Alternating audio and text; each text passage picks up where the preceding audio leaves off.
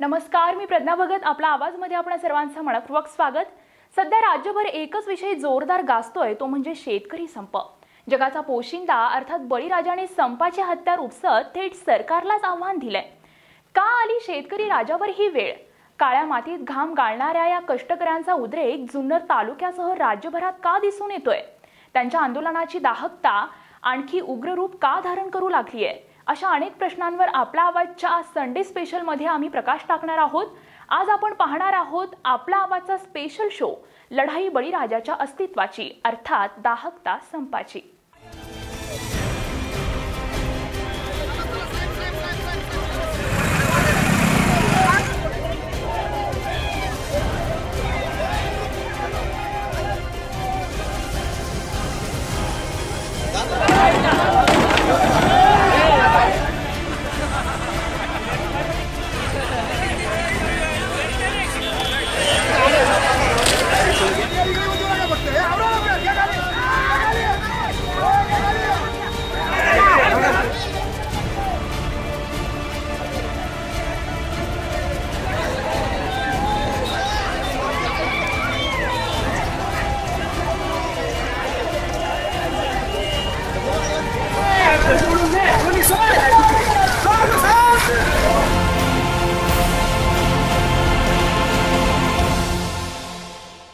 नगर जिल्ह्यातील पुणतांबे गावाने निर्णय घेतला आणि राज्यभरातील शेतकरी संपात उतरला. जगाचा पोशिंदा रस्त्यावर उतरला आणि राज्यभर चक्का जाम झाला. दुधाचे कंटेनर आणि भाजीपाल्याचे ट्रक रस्त्यावर फोडले गेले आणि इतक्या दिवस शांत असलेल्या बळीराजाची दाहकता समाजापुढे आली. सर्वच माध्यमांनी या आंदोलनाची दखल घेतली. यात सोशल मीडियाही मागे नव्हता. राज्यकर्त्यांच्या बोटचेपी धोरणांचा सगळा उद्रेक या माध्यमांतही पाहायला मिळाला. सरकारने काहीतरी आमच्यासाठी केलं पाहिजे. ही आमची नुसकानी. आमची लहान लहान पोरं शेतात राबत्यात. खुरपायला पण आम्ही त्यांना शेतात नेतो. आमच्या डोळ्यातून पाणी येतंय. त्यांचा वह्या पुस्तकांचा खर्च आम्हाला मागे. आम्ही काय करायचं? आत्महत्या करण्याशिवाय आहे का काही आम्हाला? आम्ही एवढा खर्च कसा करायचा? सरकारला याची काही दया माया येते का नाही? उद्या आम्ही फाशी घेतली मग आमची पोरं कोण सांभाळणार? आमचा तळतळ लागणार म्हटल्यावर लागणारच. पोराला मारून शेतात आम्ही खुरपायला न्यायचो. त्यांना मारलं तर दिवाणीच आमच्याकडून काम करून घेतात आणि आम्हाला सारखं सारखं शेतात कुदवतात. आम्हाला सुट्टी कशासाठी लागली? काम करायला लागली का? आम्हाला खेळायला सुद्धा काही नाही. आम्हाला खेळता सुद्धा येत नाही तुमच्या कामामुळं. आणि आम्ही हे सारखं त्या पोरांना सकाळीच उठलं का शेतात, सकाळी उठलं का सारखं शेतात घेऊन जातोय. आम्हाला खायला सुद्धा काही आम्हाला वाटतं का नाही काही पोरांना घालावा म्हणून? सरकारला थोडी पण दया येत नाही काय आमची? कृषी प्रधान देश अशी ओळख जगभर असणाऱ्या आपल्या देशातील शेतकऱ्यांबाबतच्या शासकीय धोरणांवर सध्या प्रश्नचिन्ह निर्माण झालंय. होय, त्याला कारणही तेवढे समर्पक आहे.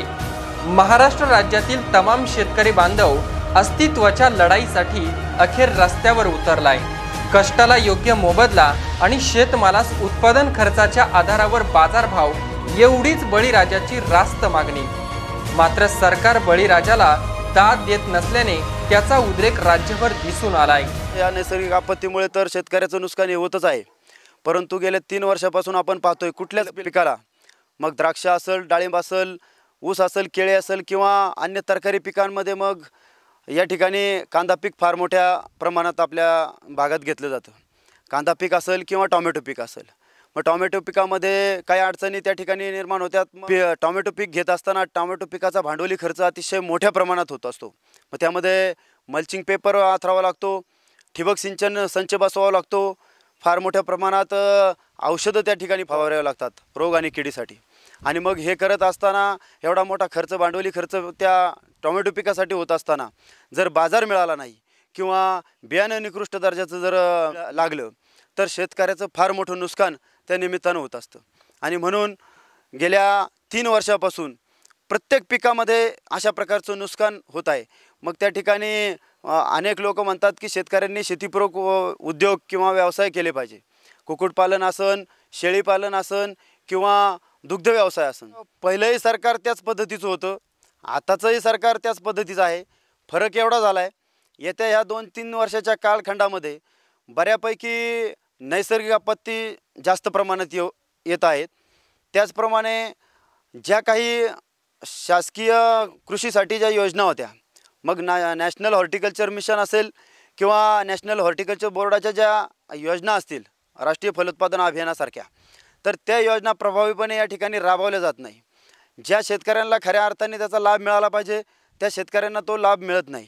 आणि मग जे धनदांडगे किंवा पुढाऱ्यांच्या जवळचे जे शेतकरी मोठे शेतकरी आहेत त्या शेतकऱ्यांनाच त्याचा लाभ मिळतो. गोरगरीब शेतकरी त्या योजनांपासून वंचित राहतो आणि मग फार मोठी दरी त्या निमित्ताने समाजात आपल्याला पाहायला मिळते. काँग्रेस राष्ट्रवादी सरकारच्या काळामध्ये शहरी ग्राहकांबरोबर शेतकरी राजावरती सुद्धा थोडंसं लक्ष होतं, पण भाजप सरकार आल्यापासून शहरी ग्राहकांना सांभाळण्याच्या नादात ग्रामीण भागातल्या शेतकऱ्याकडे मात्र पूर्णतः दुर्लक्ष झालं. संपाचं हे एक कारण असावं असं मानलं जाते. तसे पाहिले तर देशातील 50% वर्ग शेतीवर अवलंबून आहे, मात्र राष्ट्रीय उत्पन्नातील त्याचा वाटा केवळ 15%च आहे. आजवरच्या सर्वच राज्यकर्त्यांनी शेतकरी राजाला 15%चा हा आकडा पार करू दिला नाही आणि पर्यायाने जगाचा पोशिंदा दुर्लक्षितच राहिला. यातूनच राज्यकर्त्यांचा नाकर्तेपणा आणि अडेलतट्टूपणा अधोरेखित होतो असे म्हणण्यास नक्कीच जागा मिळते. कर्जाच्या बाबतीमध्ये ना जमिनीची व्हॅल्यू आणि पिकाची व्हॅल्यू दोन्हींचं एकत्रीकरण केलं तर त्यानुसार जर पीक कर्ज आम्हाला दिलं किंवा कर्ज दिलं आणि त्यानुसार त्या शेतकऱ्यांनी जर तो झालेला माल उत्पादित माल त्याला जर त्याच्यात बाजारभाव मिळाला तर तो कर्ज भरू शकतो. सरकारने काय केलं पाहिजे किंवा बँकांनी किंवा सोसायट्यांनी काय केलं पाहिजे की त्या व्हॅल्यूनुसार त्याला कर्ज दिलं पाहिजे. म्हणजे त्याला जर पैसे कमी पडले नाहीत तो चांगल्या पद्धतीचा चांगल्या क्वालिटीचा माल पिकू शकतो. पैसे कमी पडल्यानंतर तो खर्च करू शकत नाही आणि त्यात काय होतं की मग शेतकरी काय करतो, उत्पन्नच जर झालं नाही तर तो कर्ज भरू शकत नाही. तर गव्हर्नमेंटनी ह्याच्यावरती निर्णय घेतला पाहिजे. 4-4 वेळा शेतकऱ्याला कर्ज काढायची वेळ आलेली नाही पाहिजे. कर्जमाफी शासनाने ही मार्च एंडिंगच्या आधी डिक्लेअर करायला पाहिजे होती, कारण हा विषय हा गेले 6 महिन्यापूर्वीपासूनचा आहे. शासन कर्जमाफी देणार, कर्जमाफी कधी करायला पाहिजे शेतकऱ्याची, कारण ज्या विकास सोसायट्या ज्या मुख्यतः ग्रामीण भागात ज्या कर्ज वाटप करतात त्याच्यातला 80 ते 90% हे कर्जाचा परतावा हा 31 मार्च पूर्वी करायला लागतो. कारण शासनाच्या नियमानुसार 31 मार्च पूर्वी जे कर्ज भरलेलं असतं शेतकऱ्यांनी ते 0% व्याजाने किंवा 0.23% असतं. काही शेतकऱ्यांचं 31 जूनची तारीख असते काही पिकामध्ये. आता जे 31 मार्चला भरतात शेतकरी ते काय सर्वच त्यांना प्रॉफिट झाले म्हणून ते 31 मार्चला भरत नाही, कारण फक्त शासनाचं जे धोरण आहे 31 मार्चला जे कर्ज भरणार त्यांना 0% व्याज किंवा काय पॉईंट व्याज असतं त्यानुसार. तर ते जे शेतकरी 31 मार्चला कर्ज भरण्यासाठी पैसे आणतात ते जर त्यांच्या मालाचे पैसे झाले नाही तर एखाद्या सावकाराकडून 4-5% महिन्यापुरतं 2 महिन्यापुरतं पैसे आणतात आणि तेच ते 31 मार्चला पैसे भरतात. ते पैसे भरण्यासाठी परत ज्यावेळी दुसऱ्या वर्षी जी विकास सोसायट्या किंवा ज्या राष्ट्रीयकृत बँका पैसे देतात 31 मार्च नंतर दुसऱ्या वर्षासाठी तेच पैसे नेऊन त्या सावकाराला पैसे देतात. विकास सोसायट्या असन राष्ट्रीयकृत बँका असेल त्यांच्याकडून जे पैसे त्याच्या दैनंदिन किंवा जे बाहेरून पैसे आणले त्यांच्या देण्यासाठी जे ते परत यावर्षी तेवढे पैसे त्यांना ते भागलेच नाही, त्यामुळे त्याच्यावर फार प्रचंड मोठं कर्ज झालेले. 100 वर्षातील सगळ्यात मोठा हा संप होता. या संपामध्ये सर्वच घटकातील नागरिकांनी बळीराजाला पाठिंबा दिला आणि बळीराजा आम्ही तुझ्या सोबत आहोत असा विश्वास निर्माण केला. आजवर विविध राज्यकर्त्यांनी या कष्टकऱ्यांच्या तोंडाला केवळ आश्वासनांची पाने पुसली. अखेर 1 जून 2017 पासून बळीराजाने ऐतिहासिक संपाची हाक दिली. महामार्गावरील चक्का जामसह रस्तोरस्ती दुधाचे पाट वाहू लागले तर काही ठिकाणी भाजीपाल्याचा खच दिसून येत होता. मात्र झोपेचे सोंग घेतलेल्या कुंभकर्णी सरकारला याचे सोयरसूतक नसल्याचेच दिसले. शेतकरी संघटनांनी सरकारची चांगलीच कोंडी केली पण सरकारला मात्र काहीही फरक पडल्याचे दिसले नाही. 1 जून ते 7 जूनपर्यंत संप पुकारलेला होता आणि गेल्या 7 दिवसामध्ये शेतकऱ्यांनी उत्स्फूर्तपणानं या संपाला पाठिंबा दिलेला आहे. एका बाजूला सरकार सांगतंय की संपाचा फारसा परिणाम नाही, बाजार समित्या नीट चाललेल्या आहेत आणि दुसऱ्या बाजूला तेच सरकार बाजारपेठे माल न आल्यामुळं झालेल्या नुकसानीचे आकडेसुद्धा सांगत आहे.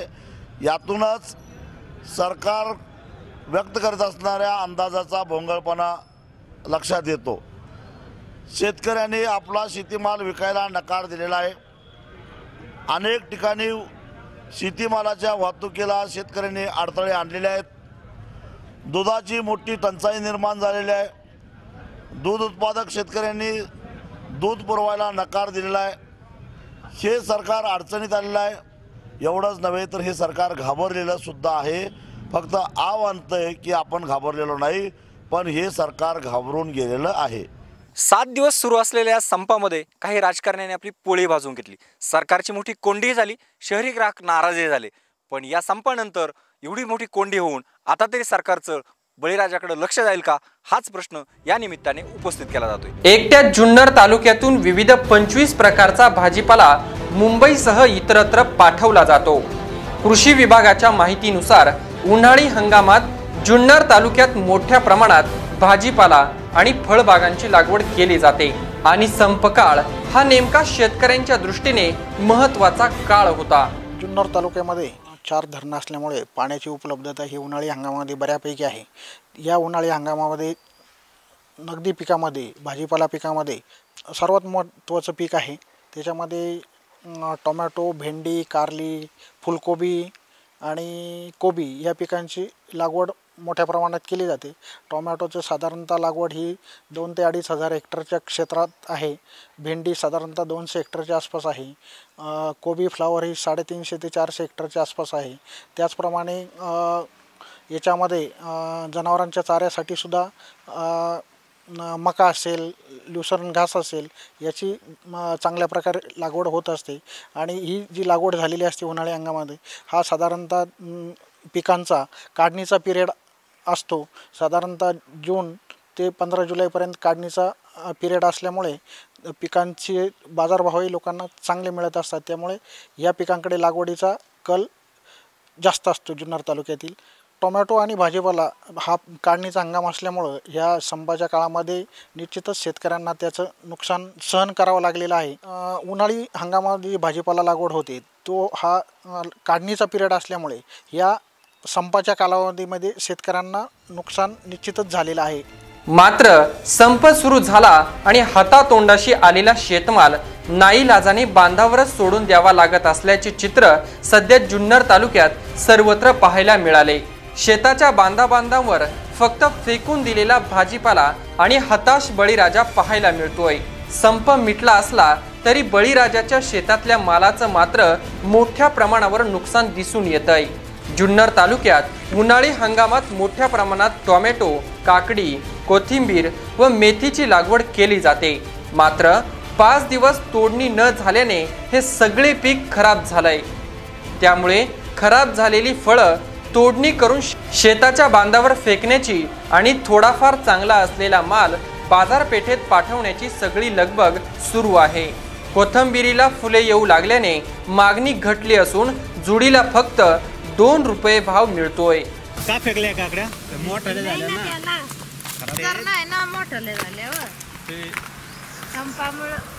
आणि या 2.25 एकर क्षेत्रामध्ये माझं 2.5 ते 3 लाखाचं नुकसान झालेलं आहे. आणि हे संप लवकर न मिटल्यामुळे या माझ्या कोथिंबीरला टोटल फुलं आलेली आहे. आणि आता ती मला 2 रुपयाप्रमाणे ती जुडी मार्केटला नेऊन विकावं लागणार आहे. वेळेत जर गेले असते तरी 30 रुपयाप्रमाणे आम्हाला भाव मिळाला असता आणि आमचे 2-2.5 लाख रुपये झाले असते. संप काळात जुन्नर कृषी उत्पन्न बाजार समितीच्या झालेल्या नुकसानीवर एक नजर टाकूयात. संपामुळे बाजार समितीच्या आवारात माल न आल्यामुळे शेतकऱ्यांचे जे नुकसान झाले आहे त्याबाबत संप सुरू होण्याच्या 2 दिवसात बाजार समितीमध्ये जी सरासरी उलाढाल झाली आहे त्या आधारे बाजार समितीच्या सूत्रांकडून हाती आलेली आकडेवारी पाहूयात. नंबर 1, जुन्नर बाजार समिती कांदा 2.5 कोटी, नारायणगाव उपबाजार कोथिंबीर मेथी 1.5 कोटी, टोमॅटो 2.5 कोटी, आळेफाटा उपबाजार कांदा व पालेभाज्या 2.5 कोटी, डाळिंब 50 लाख, बेल्हा उपबाजार जनावरांचा बाजार 80 लाख, ओतूर उपबाजार कांदा 2 कोटी, दरम्यान नाशिकमध्ये नुकत्याच झालेल्या आंदोलनकर्त्यांच्या सुकाणू समितीच्या बैठकीत सरकारला अल्टिमेटम देण्यात आलाय। 15 जून पासून शेतकरी संघटना पुन्हा आक्रमक होणार आहेत। या निर्वाणीच्या इशाऱ्यानंतर विविध आंदोलने आता रौद्र रूप धारण केल्याशिवाय राहणार नाहीत, हेही तितकेच खरे। शेवटी अस्तित्वाची लढाई लढणाऱ्या बळीराजाला त्याचा न्याय्य हक्क मिळावा एवढीच अपेक्षा। आपल्या मागण्यांसाठी रस्त्यावरती सुरू असलेल्या या संपामध्ये काही संधी साधूंनी स्वार्थही साधला, काही ठिकाणी लूटमारही झाली। या सगळ्या संधी साधूंवर योग्य ती कारवाई करावी अशी शेतकऱ्यांकडून पोलिसांकडे आता मागणी होते। आता वेळ झाली इथेच थांबण्याची। आपण कुठेही जाऊ नका, पाहत रहा आपला आवाज, हाक तुमची साथ आमची। धन्यवाद।